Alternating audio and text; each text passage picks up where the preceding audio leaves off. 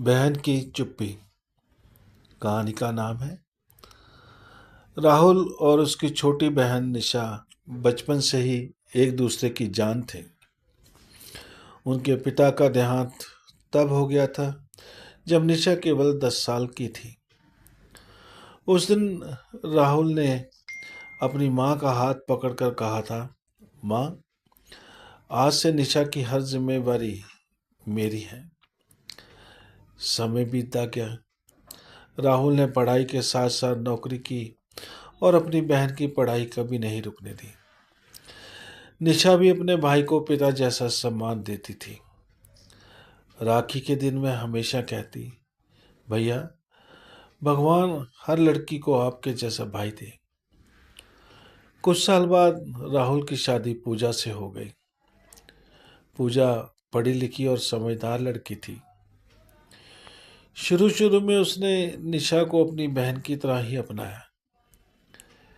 तीनों एक ही घर में हंसी खुशी रहने लगे। लेकिन धीरे धीरे छोटी बातें रिश्तों में दूरी लाने लगी। राहुल ऑफिस से लौटता तो पहले निशा से पूछता, कैसी हो। यह बात पूजा को खटकने लगी। उसे लगता था कि शादी के बाद भी राहुल अपनी बहन को उससे ज्यादा महत्व देता है।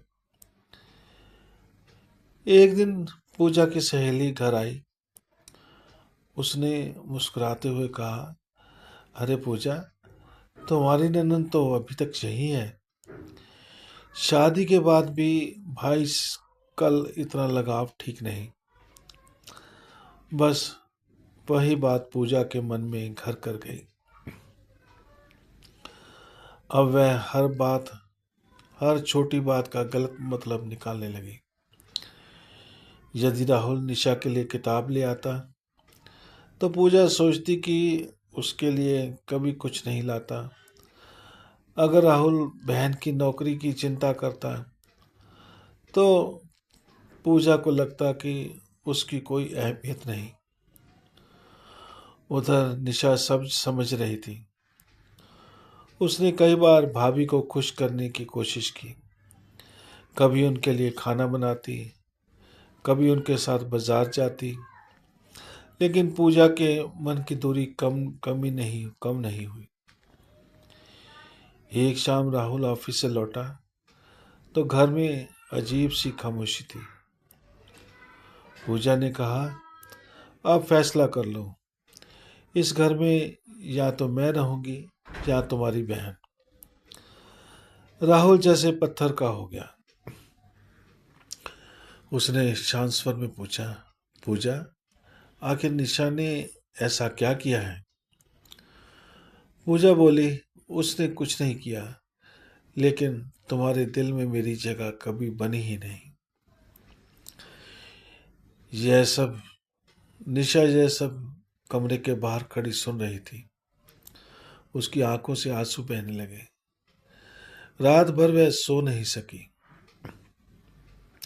सुबह उसने एक चिट्ठी लिखी, भैया, मैं नहीं चाहती कि मेरी वजह से आपका घर टूटे। आपने मेरे लिए बहुत कुछ किया है।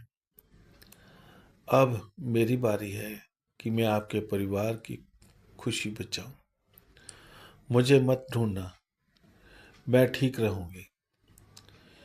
चिट्ठी मेज पर रखकर मैं चुपचाप घर छोड़कर चली गई। सुबह जब राहुल की नज़र चिट्ठी पर पड़ी तो उसके पैरों तले जमीन खिसक गई। वह पूरे शहर में बहन को ढूंढता रहा, लेकिन निशा कहीं नहीं मिली। घर लौटकर उसने पूजा से सिर्फ एक बात कही, आज पहली बार मुझे लगा कि मैंने अपनी बहन से किया हुआ वादा निभाने में देर कर दी। यह सुनकर पूजा भी चुप हो गई। उसे पहली बार एहसास हुआ कि शायद उसने गुस्से में बहुत बड़ा फैसला करवा दिया। लेकिन अब निशा कहाँ थी, किसी को नहीं पता था। कहानी तक यहीं तक है। अगले भाग में कहानी एक बड़े भावनात्मक मोड़ पर कुछ पहुंचेगी, जहां निशा की सच्चाई सामने आएगी। पूजा को अपनी गलती का एहसास होगा और कहानी का अंत एक दिल छू लेने वाले पारिवारिक मिलन के साथ होगा। धन्यवाद।